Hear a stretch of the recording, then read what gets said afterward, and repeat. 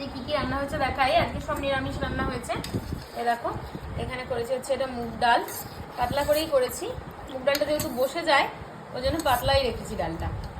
আর করেছি হচ্ছে এই যে আলু পোস্ত, আলু পোস্তটা একদম মাখা মাখা করে রেখেছি, আলু পোস্ত। আর করেছি হচ্ছে আরেকটা জিনিস, সেটা দেখাই। এই যে আমি ভাতের মধ্যে নিয়েছিলাম, আমরা একটা ভিডিও শ্যুট করছিলাম, আমাদের একটা ফানি চ্যানেল আছে ফেসবুকে, ইউটিউবে, ইনস্টাগ্রামে, সব জায়গাতেই আছে। তো এ দেখো, তো সেটার শ্যুটটা করছিলাম, তাই জন্য ভাত আর ধোকাটা নিয়ে নিয়েছি আগে। এখানে ধোকা নিয়ে নিয়েছি, আর ধোকার যে গ্রেভিটা, এই যে গ্রেভিটা রেখে দিয়েছিলাম অন্য বাটিতে। এটা হচ্ছে ধোকার গ্রেভিটা, আর এই হচ্ছে ধোকাটা রান্না করেছি। ধোকা মানে কিনে এনেই রান্না করেছি, মানে ডাল ভিজিয়ে করিনি।